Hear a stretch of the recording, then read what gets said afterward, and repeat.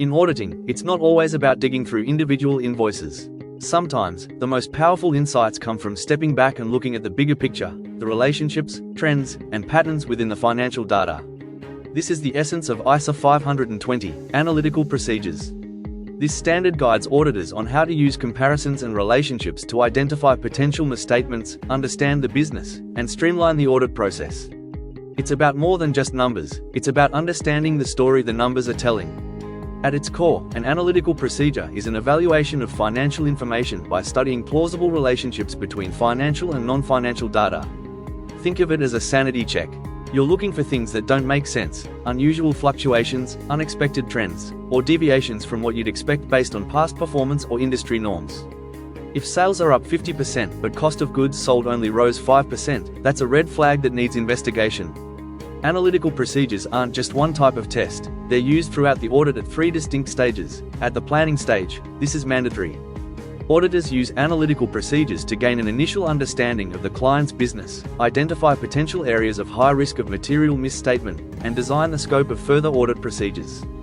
For instance, an unexpected drop in revenue might indicate going concern issues or aggressive revenue recognition. As substantive procedures, this is optional but powerful.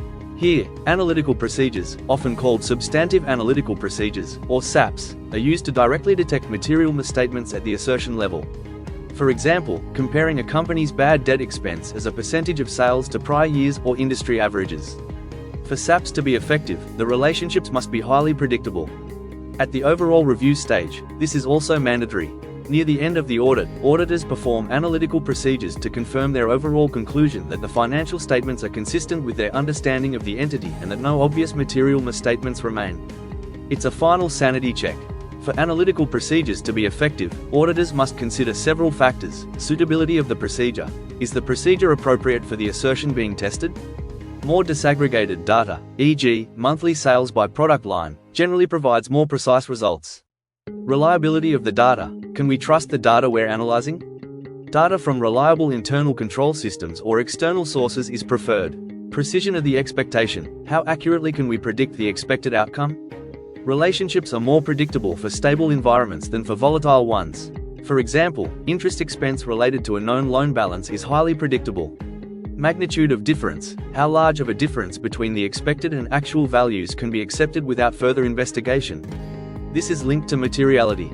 The most critical part of analytical procedures is investigating significant unexpected differences. If your analysis throws up an anomaly, you can't ignore it. The auditor must inquire of management and obtain sufficient appropriate evidence for their responses. Perform other audit procedures as necessary to resolve the difference. ISA 520 empowers auditors to gain deep insights into a client's business, identify risks efficiently, and detect potential misstatements by looking beyond individual transactions to the overall financial story. It's a testament to how intelligent analysis is as crucial as detailed testing in a high-quality audit. What if the difference exceeds your acceptable threshold? ISA 520 is clear. Investigate. You must 1. Inquire of management and obtain explanations. 2. Corroborate those explanations with other evidence. For instance, if sales are up due to a new product, look for marketing evidence or production data. 3. Perform other audit procedures as necessary to resolve the misstatement risk. ISA 520 is more than just number crunching. It's about using logic and relationships to make the audit process smarter and more focused. By applying analytical procedures effectively at every stage, auditors can gain a deeper understanding of the business and conduct a high-quality audit efficiently. Thanks for watching. Don't forget to like and subscribe for more insights.